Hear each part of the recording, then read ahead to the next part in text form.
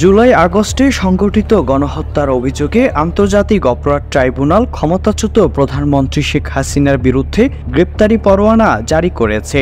অন্তর্বর্তী সরকার বলছে, ইন্টারপোলে red notice জারির মাধ্যমে শেখ হাসিনা সহ পলাতক আসামিদের ফেরত আনবে সরকার। এমনকি সরকারের বিভিন্ন উপদেষ্টাদের নানান মন্তব্য থেকেও ইন্টারপোলের বিষয়টি স্পষ্ট হয়ে ওঠে। এর আগে গত অক্টোবরে শেখ হাসিনা সহ পলাতকদের গ্রেফতার করে আগামী 18 নভেম্বরের মধ্যে ট্রাইব্যুনালে উপস্থিত করার নির্দেশ দিয়েছেন আদালত। ইন্টারপোলে রেড নোটিশ দিয়ে শেখ হাসিনা সহ ভারতে পলাতকদের ইন্টারপোলের মাধ্যমে ফেরত আনা সম্ভব কিনা এই প্রশ্ন এখন সবার কাছে। নিরাপত্তা বিশ্লেষকরা বলছেন, ইন্টারপোলে আসামিদের অবস্থান সম্পর্কে জানার পর সে বিষয়ে হস্তক্ষেপ করতে পারে। তবে বাংলাদেশের ইতিহাসে এখন পর্যন্ত ইন্টারপোলের মাধ্যমে 17 জন অভিযুক্ত আসামিকে বাংলাদেশে ফেরত আনা গেছে বলে বিভিন্ন সূত্রে জানা গেছে।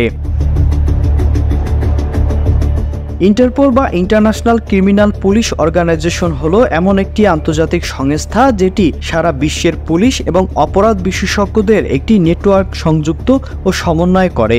এর প্রধান কাজ অপরাধীদের ধরতে আন্তর্জাতিক পুলিশকে সহায়তা করা, যেন বিশ্বের সব পুলিশ অপরাধের বিরুদ্ধে এক হয়ে কাজ করতে পারে। তবে কূটনৈতিক বিশ্লেষকরা বলছেন, রাজনৈতিক বোঝাপড়ায় কোনো দেশ যদি কোনো আসামিকে ফেরত দিতে না চায়, তাহলে যে কোনো কারণ দেখিয়ে আবেদন নাকচ করে দিতে পারেন। এখন শেখ হাসিনাকে ফেরত আনা পুরো প্রক্রিয়াটি এক প্রকার ধোঁয়াশার ভেতরেই রয়েছে।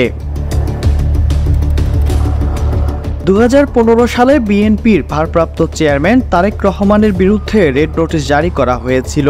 21 আগস্ট গ্রেনেড হামলা মামলা সহ বিভিন্ন মামলার তথ্যপত্রের ভিত্তিতে প্রথমে ইন্টারপোল ওই বছরের 2 জুলাই তার বিরুদ্ধে রেড নোটিশ জারি করে। পরে এ নিয়ে আইনি লড়াইয়ে নামেন তারেক রহমানের আইনজীবীরা। পরে শুনানি শেষে 2016 সালের 14 মার্চ ইন্টারপোলের 3 অনুচ্ছেদ অনুযায়ী রেড নোটিশের তালিকা থেকে তারেক রহমানের নাম প্রত্যাহারের আদেশ দেয় Interpol commission. Miran Ahmed, SATV digital.